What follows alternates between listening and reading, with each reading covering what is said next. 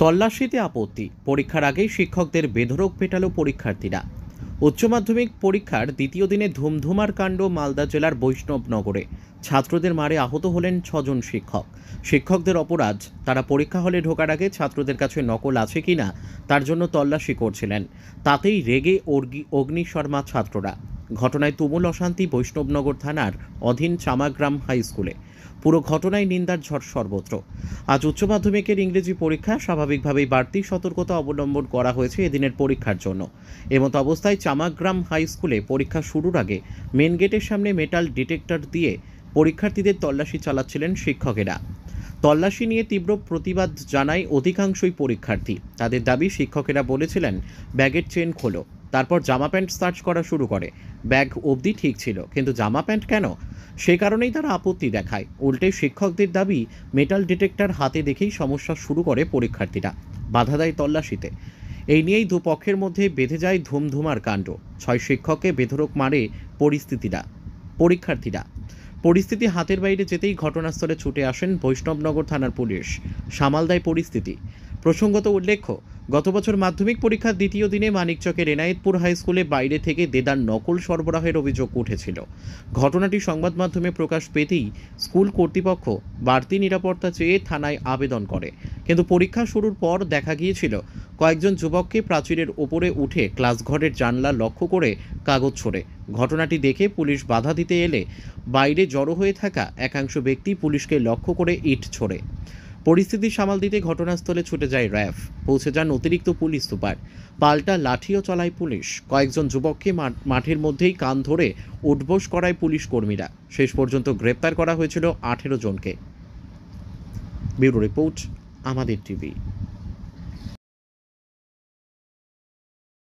জানেন হয়তো, যেটা একদমই অনভিপ্রেত, কাঙ্ক্ষিত নয়, সেটা আমরা দেখছি ইন ফিউচারে যাতে এই জাতীয় ঘটনা। কয়জন শিক্ষক কি আহত আছেন শুনেছি, এটা ডিটেইল রিপোর্ট আমি চেয়ে পাঠিয়েছি। একটা ইনিশিয়ালি বলেছি ইমিডিয়েটলি একটা প্রাথমিক রিপোর্ট পাঠানোর জন্য এবং তারপর ডিটেইল রিপোর্ট পাঠানোর জন্য। যেটা শুনেছি 4 জন অথবা 6 জন টিচার ইনজিওর্ড হয়েছেন, তার মধ্যে 2 জনে একটু তাদের ইনজুরি লেভেলটা একটু বেশি, একটু গ্রেভ। তো সেই হিসেবে তারা হসপিটালে গিয়েছেন, হয়তো তারা অ্যাডমিটেড। ডিটেইল ইনফরমেশনটা এখনও পাইনি। তো সেটা বেসিক্যালি ইনিশিয়ালি ঢোকার সময় যে চেকিং করা হয়, ওই চেকিংয়ের সময় এই সমস্যাটা হয়েছে। স্টুডেন্টরা তো ভায়োলেন্ট হয়ে গিয়েছিল যে তারা চেকিং করতে অ্যালাউ করবে না বা ইত্যাদি। তো সেটা খুব স্বাভাবিক প্রসেস। এক্সামিনেশনের স্যাংটিটি রাখার জন্য তো চেকিং করতেই হবে বা টেস্টিং করতেই হবে। এটা পশ্চিমবঙ্গে কোথাও হয়নি।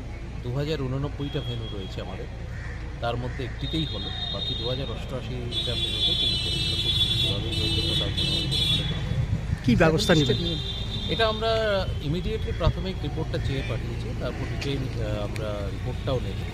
এবার সেই রিপোর্টের ভিত্তিতে আমাদের আমরা যে সিদ্ধান্ত নেব, সেটা ডেফিনেটলি আমরা একটা অত্যন্ত ঠিকঠাকভাবেই ভেবেচিন্তেই সিদ্ধান্ত নেব, যাতে এই জাতীয় ঘটনা ভবিষ্যতে যাতে না হয়। তারপরে সবসময় 0 টলারেন্স পলিসি কিন্তু ফলো বলছি স্যার, পরীক্ষা যাতে ঠিকঠাক হয়। ঘুরে ফিরে মালদায় অবাঞ্ছিত ঘটনা ঘটছে স্যার। মালদা এটা একটা কি বলবো, এটা ঠিক নয়। এটা ডেফিনেটলি গতবার কিন্তু কোনো ঘটনা ঘটেনি, এবারও একটি ঘটনাই ঘটেছে। এবারে মাধ্যমিকেও কিন্তু ভালোই হয়েছে, মোটের উপর ভালোই হয়েছে। উচ্চ মাধ্যমিকে একটি পার্টিকুলার ভেন্যুতে, চামাগ্রাম হাই স্কুল, কালিয়াচক 3, তো সেখানে একটা গোলমাল হয়েছে। এই ঘটনাটা যাতে ভবিষ্যতে না ঘটে সেটা আমরা দেখব। Thank you.